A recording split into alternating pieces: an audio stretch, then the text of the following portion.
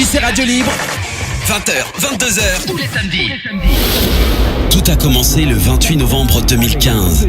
JC Radio Libre. Comme chaque samedi soir, l'équipe termine l'émission vers 22h et un par un, chaque membre de l'équipe rentre chez lui. Comme d'habitude, Adrien s'arrête au McDo et prend le menu Chicken McNuggets 9 pièces avec une mini frite et un Coca-Cola, 0 pour ne pas grossir. Puis, il rentre chez lui, retrouve sa femme chérie et va dormir tout à fait normalement. Sauf que cette fois-ci, tout ne se passe pas comme d'habitude. En plein milieu de la nuit, Adrien est enlevé par des extraterrestres unijambistes reptiliens bigleux qui lui expliquent qu'ils veulent envahir la planète Terre au nom du grand monarque vert des vaisseaux de la Vierge cosmique. Adrien leur explique qu'ils font erreur, qu'il ne pourra rien leur apporter. Alors, les extraterrestres expliquent à Adrien que c'est lui le grand monarque. Adrien a beau leur expliquer que c'est faux, mais ils persistent.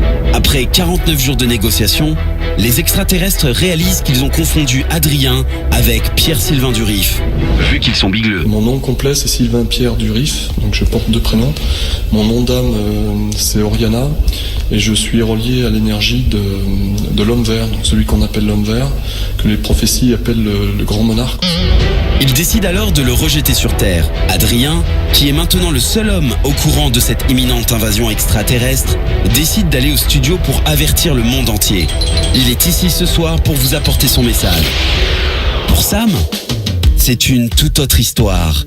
Après cette fameuse émission du 28 novembre, Sam est rentré chez lui et s'est mis à dormir. Puis le lendemain, il s'est réveillé, a mangé, a regardé la télé, a dormi et ainsi de suite jusqu'à ce soir.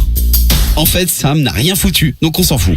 Charles, lui, s'est fait enlever par des ninjas congolais qui voulaient récupérer la force du lance-roquette caché en lui. Charles a réussi à leur échapper avant qu'il ne soit trop tard et s'est réfugié chez un certain Jawad. Celui-ci, n'ayant rien compris à l'histoire de Charles, lui a fait une salade de roquettes avant d'être emmené en prison pour avoir passé des chargeurs d'iPhone, selon lui, à des personnes qui n'étaient très certainement pas des terroristes. On m'a demandé de rendre service, j'ai rendu service, monsieur. Bref, Charles s'est enfui et il a trouvé plus prudent de retourner au studio qui était lui bien protégé sous terre avec des portes blindées et des systèmes de défense hors du commun. Il est ici ce soir pour assurer la sécurité et le bon déroulement de cette émission. And I say, hey, yeah, yeah, yeah, yeah, hey, yeah, yeah. I say, hey. Et même si je doute que c'est Charles qui puisse assurer la sécurité. Anthony